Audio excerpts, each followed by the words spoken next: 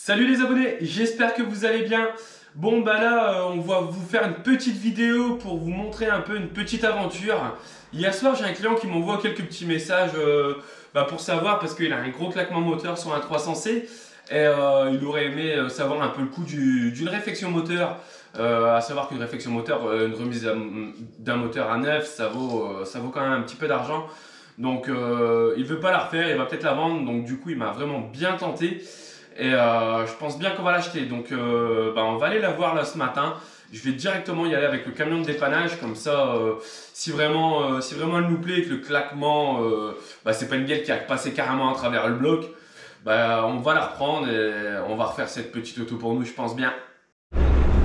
Bon bah là on est sur la route les gars, c'est Kenzo qui a la caméra dans les mains. Ouais, c'est moi, youtubeur. C'est Kenzo le youtubeur qui dit.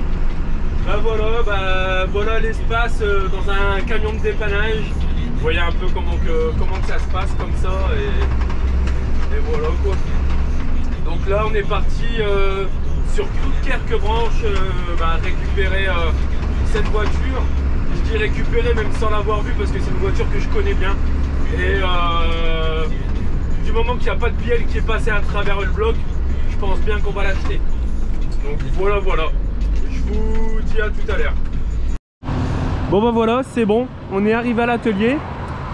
Kenzo il va vous descendre la voiture.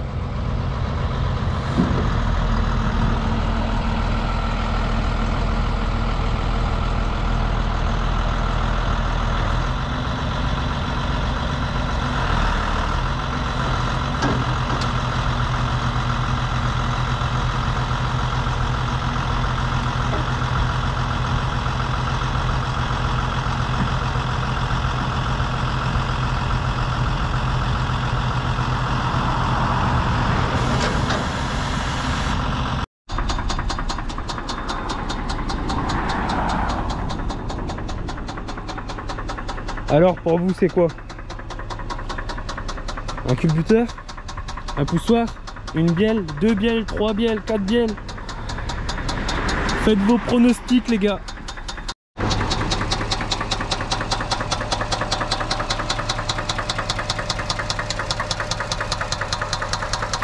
Alors on dirait une bielle, mais ce qui est bizarre c'est que ça ne le fait vraiment pas tout le temps. Ça ne le fait pas tout le temps. Et une bielle théoriquement ça le fait tout le temps. Plus tu accélères, plus ça le fait. Donc là c'est assez surprenant. Regarde, là ça le fait plus. Tu vois?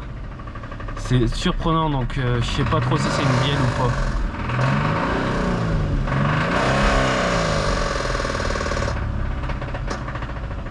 pas. Pas cassé. Non, je rigole. Bon bah dans l'idée je pense pas qu'on pourra la regarder, elle est trop grosse. Ce vent tu passes pas carrément. Une belle musique.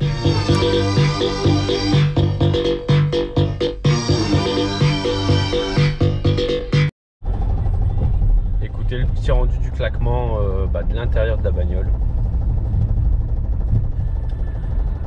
Je sais vraiment pas. Une bielle, deux bielles, des poussoirs, je sais pas. On verra ça au démontage. Tu vois, là c'est vraiment bizarre, là ça claque plus. Vitesse stabilisée.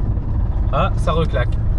C'est impressionnant, franchement c'est vraiment bizarre, c'est la première fois que j'ai un symptôme pareil. Là ça claque plus. Ouais, c'est bizarre, Alors maman, on fait quoi avec cette voiture? Allez, j'achète. T'achètes gratos. Et Kenzo, on fait quoi avec la voiture? On l'achète. Ok. Et c'est qui va la réparer? C'est Kenzo. Non, c'est papa. Bon bah voilà, le verdict est tombé. Donc là tu vois on a tombé le carter inférieur, bon filtre à huile, support des filtres à huile.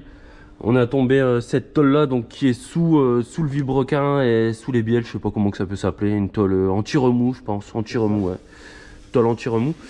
Donc regarde là, Devine est en train de nettoyer pour voir le sens du chapeau parce que c'est bel et bien une bielle qui est dégagée. Écoute. Attends, bouge pas, peut-être qu'ils verront aussi. Ouais. Ah, écoute. On dirait une vieille salope. Pas faire ça devant les enfants. Bon bah là, tu vois, j'ai besoin de récupérer ça, la poulie crantée, poulie dentée ou comme tu veux. J'ai besoin de récupérer cette plaque parce que j'en trouve pas en neuf. Et comme on change le vilebrequin sur la voiture, il faut absolument qu'on récupère ça. Et si je le trouve pas en neuf et qu'on pète cela, bah on est dans la merde. Donc qu'est-ce qu'on va faire? On va ziziner sa gueule au vélo carrément, on va le couper en deux. Donc voilà, je te filme ça quand on aura réussi parce que si jamais ça échoue et qu'il y a une main qui passe dans la machine, ça peut faire gore. Jason, va plus pour pied, il s'est coupé la main le con.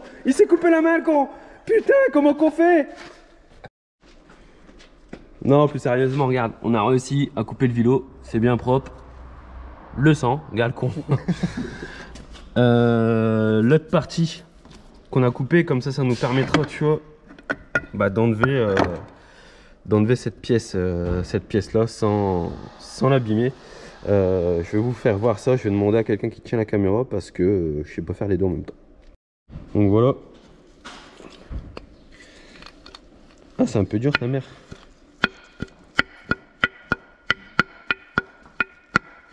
Enlève-le. Bon bah voilà, maintenant je vais tout extraire comme ça à la presse. Bon, je te disais tout à l'heure, cette plaque là ici, on la trouve pas. Mais en fait si on la trouve, c'est vendu en fait avec la pompe à huile. Je pensais, enfin je pensais pas du tout, je pensais qu'ils vendaient que la pompe à huile derrière. Mais voilà. Qu'on fait. Mets tes mains en dessous.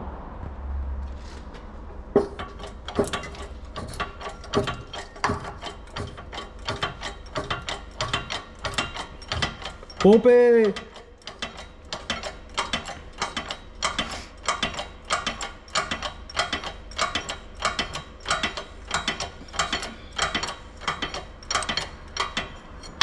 Je vois déjà les commentaires, ouais, il y a des arraches pour ça et tout, nanana. On a déjà tout essayé à l'arrache en chauffant et tout, mais elle était vraiment dedans, elle voulait rien savoir. Voilà le chantier, Devil en est arrivé là. Donc dépose de la face avant pour la distrie. Et bah, pour tomber le vélo, dépose de la boîte aussi. Et regarde un petit peu dedans ici maintenant. Tu vois, hop. Je te fais voir après le nouveau vilebrequin avec les nouveaux coussinets, etc.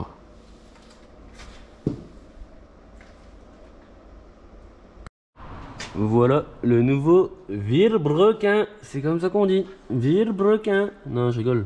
Vélo qui dit l'autre. C'est beau, hein. Ça pour moi, M010, R010, c'est la cote de rectification des paliers. Parce que c'est un échangeur standard en fait, hein. C'est pas un neuf, ils font plus de neuf pour ça. Bon bah tu vois là, ça a été tout enduit d'une pâte rouge spéciale pour la réfection moteur. Donc voilà, on va le foutre dans la bagnole. Bon, je t'ai fait voir un petit peu les ustensiles qu'on a besoin pour resserrer les paliers de vilebrequin et les paliers de bielle. Bon, sur cette caisse là, tu verras, c'est le gros brin, c'est la caisse à dévis, c'est normal. La mienne, elle est un peu plus propre, hein. Donc ça, c'est un appareil pour les coupes de serrage angulaire. Ça, c'est la clé dynamométrique. Donc tu as une première passe pour les paliers de vilebrequin. Tu as une première passe à 20 Nm et une deuxième passe à 90 degrés. Les paliers de bielle, tu as une première passe à 27 Nm et tu as une deuxième passe à 90 degrés. Et là du coup tu vois, hein, les paliers en fait ils sont doublement percés. Les ricains ils appellent ça un double bolt, 4 bolts pardon, 4 bolts. Donc là, avant de pouvoir resserrer ça, il faut qu'on mette notre tôle ou notre plaque anti-remous, t'appelles ça comme tu veux. Bon bah voilà, on met ça et je te fais suivre ça comme on peut. Bon voilà, la tôle anti-remous elle est montée. Donc le serrage du coup de deuxième vis c'était pareil, 27 ou 28 newtons et 90 degrés. Donc voilà, ça c'est serré. Et t'as les petites vis pour les côtés des paliers. C'était aussi, c'est 28 hein. Ouais, c'était 28 Newton 28 Newton mètres, cela. Bon bah malheureusement on n'a pas pu finir cette vidéo de la 300C. J'ai eu un gros drame, on a notre fille en fait qui est décédée. Donc en fait pendant que j'étais dans toutes les procédures, les bazars, les trucs, Davy il a fini cette auto tout seul. Mais bah tu sais bien YouTube etc c'est mon délire à moi, donc je veux pas infliger aux autres de prendre la caméra pour finir pour ça. Donc l'auto elle a été terminée et on va vous faire voir comment que ça tourne. Malheureusement on n'a pas pu tout finir, mais cette vidéo là elle me tenait à cœur d'être finie, car on l'a commencé juste avant le décès de notre fille. Cassandra était encore enceinte, donc ça me tenait vraiment à cœur de la finir. Donc voilà, on va vous montrer ça, comment que ça tourne rond. Et il y a mon petit garçon qui va vous la mettre en route. Coucou les abonnés.